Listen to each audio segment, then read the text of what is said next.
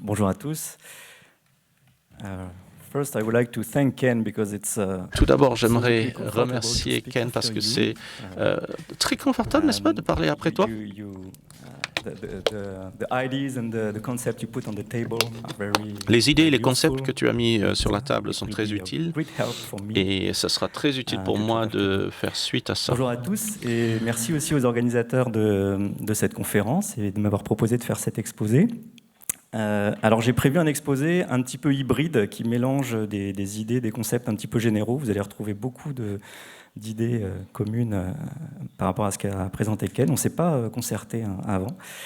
Et donc j'ai mélangé ça avec des résultats, des approches et des résultats issus du programme Ça marche auquel j'ai participé. Et je voudrais remercier aussi tous les co-auteurs qui sont listés ici. Bien sûr, ce n'est pas des travaux qu'on réalise seuls.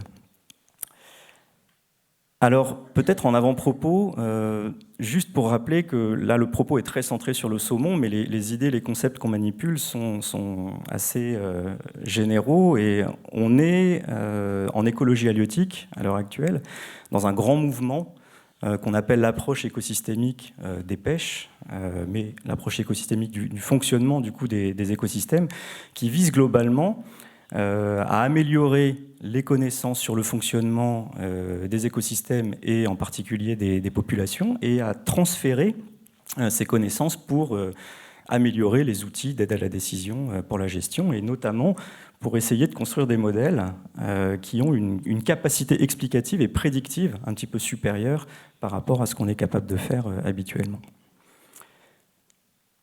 Alors évidemment, c'est ce qu'on essaye de faire sur le saumon. Et je voulais ici rappeler également quelques idées un petit peu générales qui concernent les poissons anadromes. Alors j'ai cité quelques espèces ou groupes d'espèces là-haut, le saumon atlantique est ici.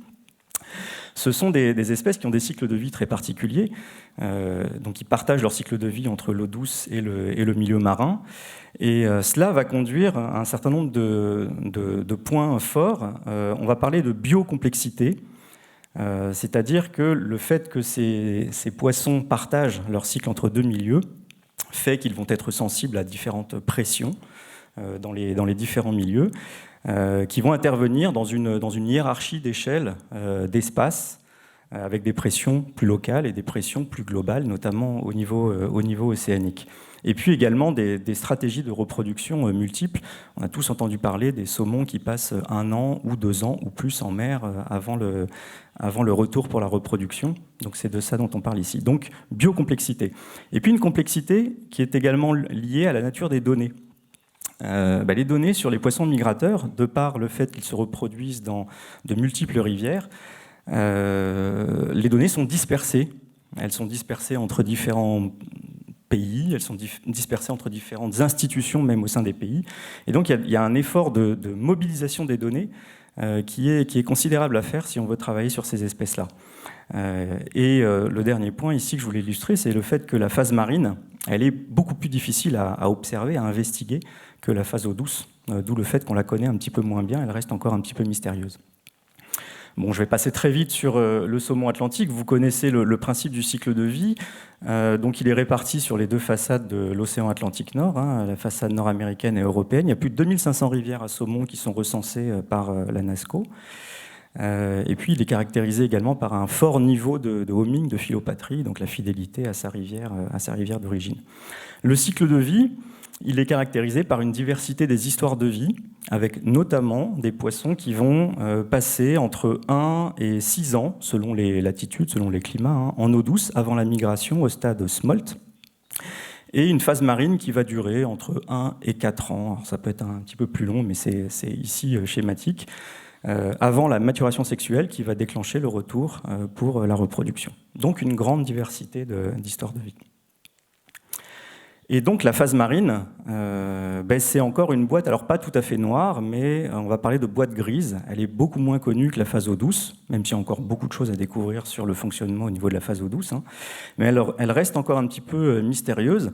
Une des raisons essentielles, c'est que l'essentiel des données pour travailler sur la phase marine, outre les données assez récentes de campagnes en mer, qui sont très coûteuses, mais ce sont des données finalement assez indirectes, qui nous viennent des poissons qui reviennent après la phase marine, après le filtre de la phase marine. Et on va continuer à parler notamment un petit peu des écailles. Donc une phase qui est difficile à investiguer avec des données un petit peu plus incomplètes que sur la phase eau douce. Alors sur les routes de migration, donc je vais passer vite parce que Ken en a déjà beaucoup parlé, mais on les connaît globalement, même si dans le détail peut-être ça reste encore un petit peu mystérieux, mais on les connaît globalement. Ce sur quoi je voulais insister ici, si on prend l'exemple des poissons européens par exemple, donc ils vont partir au stade small de leur rivière d'origine et se rassembler, notamment au moment du premier été en mer, au niveau de la mer de Norvège. Donc ça, c'est la route de migration à peu près connue pour la première année. Et ensuite, ces poissons, ils vont, à la fin de la première année en mer, quelque part prendre une décision, je simplifie, mais c'est un peu ça l'idée. Est-ce que je mature et à ce moment-là, j'entame ma migration du retour? Et on parle alors de castillon en français, c'est les poissons qui auront passé 1 an en mer. Ou bien est-ce que je retarde la maturation sexuelle et à ce moment-là, je peux entamer une migration un petit peu plus longue. Et on sait que ces poissons-là, on va les retrouver notamment au large du Groenland. Ils vont se mélanger ici avec les poissons nord-américains qui ont un schéma de migration un petit peu similaire dans le principe. Alors ça a 2 conséquences. La première conséquence, c'est que les routes de migration, elles vont dépendre partiellement de l'origine des poissons. Donc il y a des moments où les poissons, en fonction de leur origine, sont dans des habitats différents, puis il y a des moments où ils se rejoignent dans des habitats communs, notamment au niveau de ces grandes nourriceries marines, comme la mer de Norvège. Et puis le deuxième point, c'est que les routes de migration, elles vont partiellement dépendre des stratégies d'histoire de vie. Donc on voit ici, par exemple pour les poissons européens, que les poissons qui vont rester 1 hiver ou 2 hivers en mer ont des routes de migration communes pendant la première année, et ensuite, ça va diverger pendant la 2e année. Donc, des habitats différents et potentiellement, du coup, des pressions, une sensibilité à des pressions différentes pendant l'habitat marin. Alors, c'est pareil, Ken en a déjà beaucoup parlé, mais je voulais rappeler que cette phase marine, elle nous renvoie des signaux qui sont effectivement assez inquiétants. Alors, quelques images ici pour concrétiser cette idée. Sur ce graphique-là, donc ça, ce sont les données qu'on manipule au niveau du groupe de saumon, du groupe de travail pour le saumon atlantique au niveau du CIEM. On voit une chute des retours. Donc ça, ce sont les individus qui reviennent après la phase marine, ceux qui ont passé 1 hiver en mer, ceux qui ont passé 2 hivers en mer depuis les années 70. Pour les 25 grandes unités de stock que l'on considère au niveau de l'océan Atlantique. Donc par exemple, alors vous ne voyez pas du tout la légende, c'est beaucoup trop petit là, mais en orangé, ici, on a l'Irlande, et en jaune, on va avoir l'Écosse. Les stocks français, ils doivent être quelque part ici, mais ils sont faibles en abondance, donc on les voit peu sur cette figure. Donc ce que l'on voit, c'est une chute des effectifs dans les retours d'un facteur au moins 3, aussi bien pour les 1 hiver de mer que pour les 2 hivers de mer. Deuxième signal intéressant et important, c'est des modifications dans les structures d'âge des retours. On voit ici donc, des travaux norvégiens, toujours récents, que Ken a déjà cités, où on voit à partir de 2005 là, une augmentation assez forte dans les retours de la proportion de poissons qui ont passé au moins 2 ans en mer, pour 2 grandes régions en Norvège, le nord et le sud. Et puis troisième signal, que j'illustre ici à partir de travaux qui ont été réalisés conjointement avec l'INRAE avant le programme Ça marche, mais on note ici une baisse de la taille des poissons de retour, aussi bien pour les 1 hiver de mer que 2 hivers de mer, qui ont perdu en moyenne à peu près 10% de leur taille. Donc ça, c'est pour les populations françaises, et ce signal, on le retrouve dans beaucoup de populations, notamment européennes, par exemple en Écosse ou en Norvège. Donc des changements probablement dans la survie, dans la croissance, mais également dans l'histoire de vie des poissons, renvoyés par cette phase marine. Alors les hypothèses dominantes, là j'illustre un petit peu l'idée clé, mais au travers de ce travail là, qui a été réalisé par également encore une équipe norvégienne. Donc ces auteurs sont allés chercher 180 populations, là, enfin, des poissons de 180 rivières, en Norvège, là, sur tout le gradient latitudinal, entre 1990 et 2017. Ils sont allés investiguer la croissance de ces poissons à partir de la lecture de 50 000 écailles, donc un travail considérable, croisé avec des données écosystémiques. Et donc, ce qui a été le résultat fort, c'est en 2005, une chute de la croissance des poissons très très marquée pour l'ensemble de ces populations norvégiennes, alors peut-être un petit peu plus marquée au sud qu'au nord. Et puis de façon intéressante également, ils sont allés regarder la même chose sur les maquereaux. Les maquereaux qui sont à peu près aux mêmes endroits, au même moment, et prédatent à peu près également sur les mêmes proies. Donc ils mangent la même chose que les saumons, partiellement. Et donc on constate également sur les maquereaux ce changement de croissance abrupt en 2005. Donc un changement dans la croissance des poissons. Et puis alors, ensuite, on essaye de reconstruire un petit peu l'histoire. Ce changement dans la croissance, il est mis en parallèle avec un changement et une baisse dans la quantité et la qualité énergétique des proies des saumons. Donc Ken en a déjà parlé, c'est essentiellement le macrozooplancton. Et puis cette baisse ici, donc en 2005, les auteurs l'ont mis en relation avec un signal écosystémique. On a eu en 2005 une diminution de l'étendue des eaux arctiques au niveau de la mer de Norvège, associée à une augmentation brutale de la température. Donc là, on voit l'histoire qui se construit, et on parle de processus écosystémique bottom-up, c'est-à-dire un signal environnemental, on va dire de type climatique, qui se transmet le long de la chaîne trophique jusqu'au saumon atlantique. Donc c'est un peu l'image générale qu'on doit retenir. Alors les objectifs, pour revenir sur des choses un petit peu plus concrètes, ce qu'on a fait dans sa marche par rapport à ces considérations un peu générales, les questions qu'on s'est posées, c'est est-ce que ces patrons là, dont on parle, est-ce qu'on les voit aussi sur nos populations du sud de l'Europe, et en particulier les populations de la Manche? Ensuite, comment on peut aller jusqu'à la transcription de ces idées-là dans des modèles de dynamique de population qui vont nous raconter comment la survie et comment la proportion de poissons qui maturent en tant qu'un hiver de mer, 2 hivers de mer, ce sont 2 paramètres absolument fondamentaux qui contrôlent la dynamique des retours d'adultes, à la fois en nombre et en qualité. Donc comment on peut construire des modèles qui transcrivent ces idées-là, et comment ces modèles, on peut les utiliser pour améliorer les outils d'aide à la décision. Alors globalement, ce qu'on mobilise, ce sont des modèles qu'on appelle des modèles de cycle de vie, dans lesquels on va, je ne vais pas du tout les détailler ici, mais je vous donne juste le principe, modèles dans lesquels on va suivre la dynamique des cohortes au cours du temps, et en fonction des différents stades.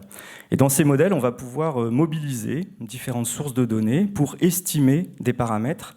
Et en particulier, on s'est focalisé beaucoup sur les 2 paramètres clés qui portent sur la première année en mer du saumon.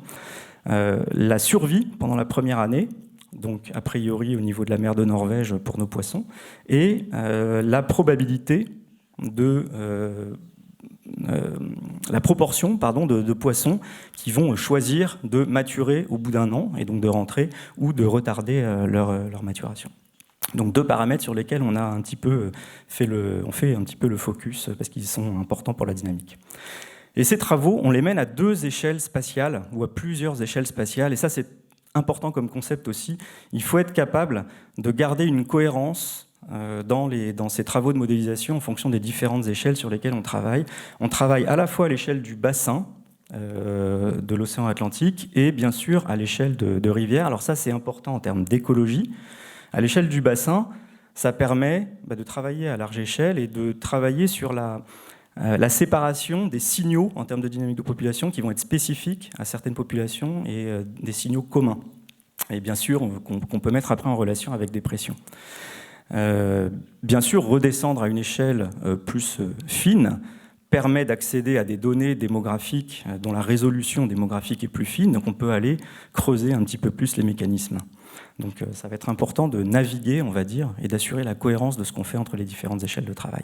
Et puis ça a un grand intérêt en termes de gestion. Donc je vais développer un petit peu plus par la suite ce modèle dont Ken a déjà parlé, qui est notamment utilisé dans les travaux du groupe de travail du saumon de l'Atlantique Nord, qui tous les ans réalise une expertise scientifique de l'état des populations au niveau du bassin et en réfère à la NASCO ou l'Ocsan, l'Organisation pour la conservation du saumon de l'Atlantique Nord. Et bien sûr, à une échelle plus locale, les modèles qu'on construit vont nourrir des outils d'aide à la décision. Par exemple, ils vont permettre de fixer les limites de conservation qui sont spécifiques à chaque rivière. Donc voilà, dans le temps qui me reste, je vais décrire un petit peu ce que l'on fait un petit peu plus précisément à ces deux échelles de travail. Donc d'abord en commençant par ce modèle dont Ken a déjà parlé un petit peu, qui travaille à l'échelle du bassin nord-atlantique. Donc voilà, une image de l'échelle à laquelle on travaille. Donc vous retrouvez ici dans la petite légende, et puis on les retrouve ici, les 25 unités de stock. Donc une unité de stock, en gros, ça représente un pays ou une région dans un pays qu'on va considérer comme une population homogène. Et on va représenter la dynamique de ces 25 unités de stock conjointement dans le même modèle. Donc ça ne veut pas dire qu'il y a une seule dynamique qui est la même pour tout le monde. Il y a un même schéma global de la dynamique, mais bien sûr, la paramétrisation est absolument spécifique à chaque population. Et on va nourrir ce modèle à partir d'une série de données qui est compilée par les experts des différentes unités de stock du groupe de travail Saumon, donc sur à peu près 50 ans de données. Donc je ne décris pas du tout le modèle dans le détail, on n'a pas le temps aujourd'hui, mais je voulais vous montrer le type de résultat que cela produit. Donc je le disais, à partir de ce modèle, on peut estimer deux paramètres clés fondamentaux pour la dynamique de population, la survie marine la première année et la probabilité qu'un poisson a de maturer en tant qu'un hiver de mer, 2 hivers de mer. Donc on voit ces estimations ici au cours du temps. Les petits traits en grisé, ce sont les estimations qu'on fait pour les 25 unités de stock. Et les couleurs, ce sont des moyennes à l'échelle des grands complexes, Amérique du Nord, Europe du Sud. Premier résultat clé sur la survie, on retrouve cette idée que la survie marine la première année aurait été divisée par en gros un facteur 3 minimum au cours de la série, avec des tendances un peu spécifiques, mais globalement quand même un signal commun assez consistant. Et puis sur les changements dans les histoires de vie, ce qui est assez intéressant, c'est qu'on voit en début de série, jusqu'à peu près à la fin des années 90, début des années 2000, une augmentation généralisée de la probabilité que les poissons ont de maturer en tant qu'un hiver de mer, donc de moins en moins de poissons qui passent du temps, beaucoup d'années en mer avant leur retour. Et puis par contre, la tendance semble s'inverser à partir du début des années 2000. Donc on a nos unités de stock, français et anglaises par exemple, sont dans le complexe Southern Europe. Donc on voit ici une chute assez importante. Et ça correspond un petit peu effectivement à ce qu'on voit dans les données, puisqu'on constate, et c'est plutôt un signal positif, on va dire ça comme ça, aujourd'hui, de plus en plus de poissons de 2 hivers de mer qui reviennent. En tout cas, il y en a aujourd'hui peut-être plus qu'il n'y en avait à la fin des années 90. Et dernier point ici, un signal partagé qui permet d'expliquer à peu près 40% de cette variance totale des signaux. Donc bien sûr, un mélange de signaux spécifiques, c'est logique, et partagé, c'est logique aussi, et quelque chose qui renforce l'idée qu'effectivement l'ensemble des populations semble répondre à un signal écosystémique un peu majeur. On pense bien sûr à ce qui se passe en mer. Alors ce modèle, on l'a poussé un petit peu plus, ça c'est les travaux de la thèse de Maxime Olmos que Ken a évoqué tout à l'heure, pour aller essayer d'expliquer une partie de ces variations de la survie par des proxys des conditions trophiques rencontrées par les poissons pendant des domaines spatio-temporels qui correspondent soit aux domaines où on pense que les poissons sont pendant à peu près les 3 premiers mois de leur vie marine, donc des domaines qui vont être spécifiques à chaque unité de stock, ou bien dans des domaines qui correspondent à ces zones de nourricerie un peu globales. Donc ici, on retrouve globalement la mer de Norvège. Voilà. Donc on a fait des boîtes comme ça qui sont spatio-temporelles. On a intégré les données de température et de production primaire. Alors, on n'est pas allé pour l'instant jusqu'à intégrer les données de Continuum Plankton Recorder qu'a évoqué Ken tout à l'heure, mais c'est vraisemblablement une des perspectives les plus passionnantes de ce travail. Et donc on a réussi à montrer que ces proxys des conditions trophiques intégrés dans les boîtes qui correspondent aux zones de nourricerie communes permettaient d'expliquer plus de variabilité de la survie pendant la première année que les boîtes spécifiques. Donc un résultat qui était assez important. Et je voulais illustrer ici la façon dont ce modèle est utilisé pour évaluer des scénarios de gestion de la pêche. Ça, c'est des travaux qu'on fait tous les ans au groupe de travail pour en référer à la NASCO. Donc là j'illustre ici avec la pêche au Groenland. Alors cette pêche elle est fermée depuis le début des années 90, mais tous les ans on se repose la question de savoir si la NASCO peut autoriser un quota de pêche. Et donc ce qu'on va aller regarder, c'est finalement un scénario de pêche ici au Groenland qui va potentiellement impacter toutes les unités de stock dans des proportions différentes. Comment ces scénarios vont impacter les retours dans les différentes unités, et on va être capable, à partir du modèle qu'on a construit, de calculer la probabilité que la dépose d'œufs qui est réalisée par les poissons qui sont de retour donc après toute cette phase marine dépasse les limites de conservation qui sont établies pour chaque unité de stock. Et donc voilà ce que ça peut donner comme résultat. Donc on ne va pas les regarder en détail, mais je les ai regroupés ici pour les 3 grands complexes. L'Amérique du Nord, où on retrouve 6 grandes unités de stock au sein de l'Amérique du Nord, l'Europe du Nord et l'Europe du Sud. Et sur l'axe des X ici, vous avez les scénarios de pêche au Groenland qui sont en tonnes de saumon pêché entre 0 et 500 tonnes. C'est les scénarios qui sont proposés. Alors ce qu'on voit par exemple, c'est que l'Europe du Nord, la probabilité d'atteindre les limites des conservations, pour les différentes unités de stock, vous voyez qu'elle n'est pas sensible au scénario. Les droites sont plates. La raison de cela, c'est qu'on considère que les poissons d'Europe du Nord ne vont pas au Groenland. Dans les données qu'on a au Groenland, quand on fait de l'assignation génétique, on ne retrouve pas ou très très peu de poissons d'Europe du Nord. Par contre, en Europe du Sud et en Amérique du Nord, les poissons vont au Groenland, ils sont pêchés au Groenland, ils sont donc sensibles à ces scénarios.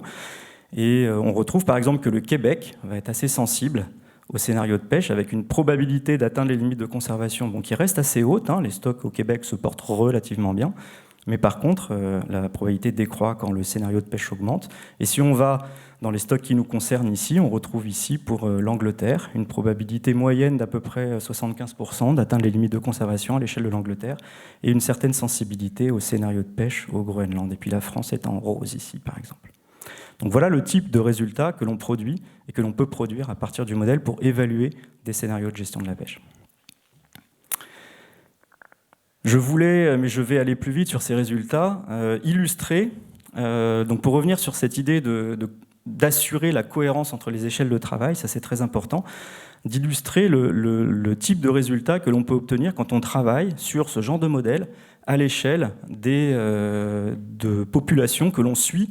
Donc on a parlé tout à l'heure des rivières index sur lesquelles on a bien sûr des données fines. Et ça va être utile notamment pour augmenter un petit peu notre connaissance sur les mécanismes précis qui peuvent agir.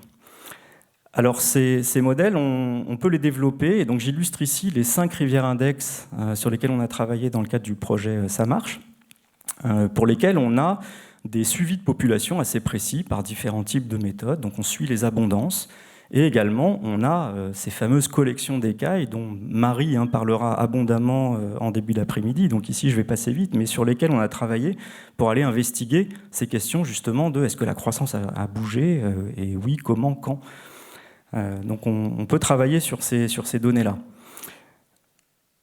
Alors, un résultat fort qui est ressorti des travaux, c'est que la croissance sur nos rivières index de la zone Manche a fortement évolué entre 1970 et 2020, avec, on retrouve ici cette chute en 2005 là, qui a été évoquée tout à l'heure que j'ai évoqué tout à l'heure, issue des travaux des Norvégiens.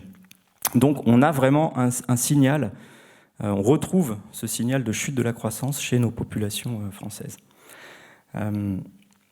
Et on a donc réussi également dans le cadre du projet Ça marche, donc ça c'est essentiellement les travaux de la thèse de Cécile, qui est dans la salle je crois, à intégrer l'ensemble de ces données, et y compris les données de croissance, dans un modèle de cycle de vie, mais cette fois-ci à l'échelle de la population du Scorff, donc une population particulière. Mais on va estimer les mêmes paramètres, la survie la première année et la probabilité que les poissons ont de maturer après 1 an en mer. Et ce qu'on a trouvé, c'est que effectivement, la survie la première année, elle variait beaucoup, mais qu'on était capable d'expliquer une bonne part de cette variabilité par la taille des smolts à la migration. Donc là, c'est un résultat intéressant, parce que ça veut dire que ce qui se passe en rivière, les conditions de croissance des smolts en rivière, pour faire simple, ça va conditionner une bonne partie de la survie en mer des poissons. Bien sûr, il reste après le fait que les poissons vont trouver plus ou moins leur nourriture, etc. Mais déjà, ça, c'est important.